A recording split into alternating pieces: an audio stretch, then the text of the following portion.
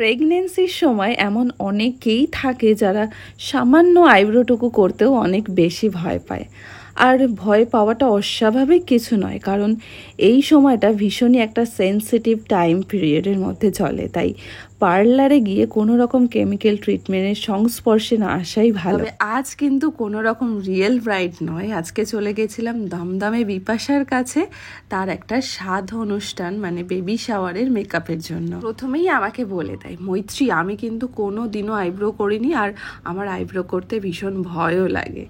তাই আমি বলে দিলাম একদম টেনশন না, আমাকে যখন বলেছো স্পেশাল দিনটায় আমি তোমাকে কোনো রকমভাবে ডিসঅ্যাপয়েন্ট করব না।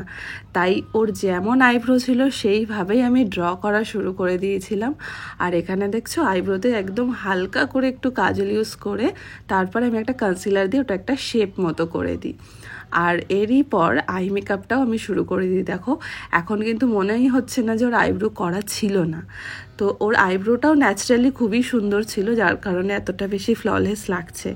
আর এরপর আমি ওর আই মেকআপটাও করি ডে বেসিসে, খুব বেশি গ্লিটারি বা খুব বেশি শিমারি কিছু করিনি, একদম নর্মাল স্যাটেলের মধ্যেই রেখেছিলাম। মেকআপটা করতে করতেই জানতে পারি বিপাশা, মানে আজকে আমার যে উডবি মম, তার এটা নাকি ফার্স্ট টাইম মেকআপ, মানে এর আগে কখনো সে সেভাবে মেকআপ করেনি। আর এটা শোনার পরেই আমার মনে একটা কোয়েশ্চেন আসলো, আর বলেই ওকে ফেললাম যে কেন তুমি তোমার বিয়েতে ব্রাইডাল মেকআপ করনি? ও বলল না। কেন, কি বৃত্তান্ত কিছুই জিজ্ঞাসা করিনি, শুধু মনে মনে ভেবে নিয়েছিলাম যে এটাই আমার মোক্ষম সময়, এই সুন্দর দিনটাতে আমি যেন ওকে সব থেকে সুন্দর করে সাজিয়ে তুলতে পারি। কথা বলতে বলতে তোমাদের একটা কথা বলি, যে তোমরা অনেকেই আমাকে জিজ্ঞাসা করো যে তুমি কি শুধু ব্রাইডাল মেকআপ করো, তুমি কি পার্টি মেকআপ করো না? আমি পার্টি মেকআপও করি, আমি ব্রাইডাল মেকআপও করি। তবে যেটা সমস্যা হয়, বিয়ের দিনগুলোতে আমি পার্টি মেকআপ করি না, বা বিয়ে রিসেপশন এই দিনগুলোতে আমি পার্টি মেকআপটা করি না।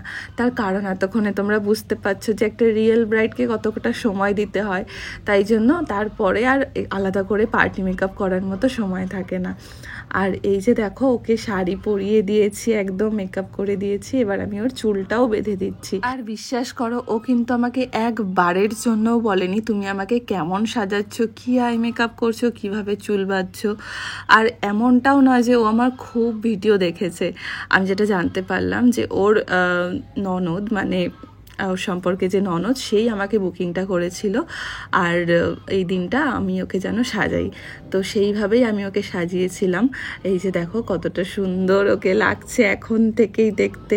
আর এই যে যেই নথটা ছিল, এটা কিন্তু অরিজিনালি একটা গোল্ডের নথ ছিল, যেটা মেকআপের পরে একদম ডিরেক্ট নাকের মধ্যে বসাতে হয়েছিল। আমি ফার্স্টে এমনটা ভাবিনি, আমি ভেবেছিলাম যে নর্মাল হয়তো কোনো নথ বা নোজ পিন যেটা হয় সেটাই সবাই হয়তো পরে, ও পরবে। কিন্তু এটাকে পরাতে গিয়ে আমি তো ভয়েতে মরে যাই, কারণ ওই যে নাকের ওই পোর্শনটাকে বারবার হাত দিলে কি হয়, ওখানটা থেকে মেকআপটা একটু ঘেটে যায়, আবার সেটাকে ঠিক করতে হয়।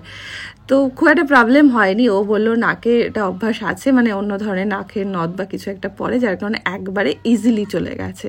তবে এটা কিন্তু সবার ক্ষেত্রে নয়, যদি কারোর নথ বা কিছু পরার থাকে এই ধরনের, তাহলে সেটা অবশ্যই আগে পরে নিতে হবে। আর এই যে দেখো আমার পুরো মেকআপটা কমপ্লিট হয়ে গেছে, আর ও এত সুইট। আমি লাইটটা ক্যারি করিনি সেদিন, আর ঘরেও খুব কম লাইট ছিল বলে ও নিজেই নিজের হাতে ধরে ফ্ল্যাশ লাইট দিয়েছে, বলছে এবার দেখো তো ঠিক আছে লাইট আসছে। আমি বললাম হ্যাঁ হ্যাঁ ঠিক আছে। তো তোমরাই দেখে জানিও ওকে কেমন লাগছে পুরো ফাইনাল লুকে, হেয়ার স্টাইল, তারপর মেকআপ, শাড়ি ড্রাপিং সবটাই বলো। আর আমি এটাও জানি যে তোমরা আমার ভিডিওর জন্য কত বেশি অপেক্ষা করে থাকো। বিশ্বাস করো এই মুহূর্তে আমি খুব একটা ভালো কন্ডিশনে নেই, আমার অনেকটা বেশি শরীর খারাপের মধ্যে দিয়ে যাচ্ছি। তাই যখন পুরোপুরি সুস্থ হয়ে যাব আমি তোমাদের সবার কথা রেখে সবসময় আপলোড করতে থাকবো। আর তার জন্য কেউ আমাকে প্লিজ ভুলে যেও না, আমি এইভাবে আরও সুন্দর সুন্দর মেকআপ তোমাদেরকে দেখানোর চেষ্টা করব, তোমাদের সাথে টাচে থাকবো। আর অবশ্যই এই মেকআপটা তোমাদের কেমন লাগছে সেটা কিন্তু জানাতে হবে কমেন্টে। ভালো লাগছে তোমাদের? বলে যাও খুব সুন্দর লাগছে, খুব সুন্দর সাজানো হয়েছে।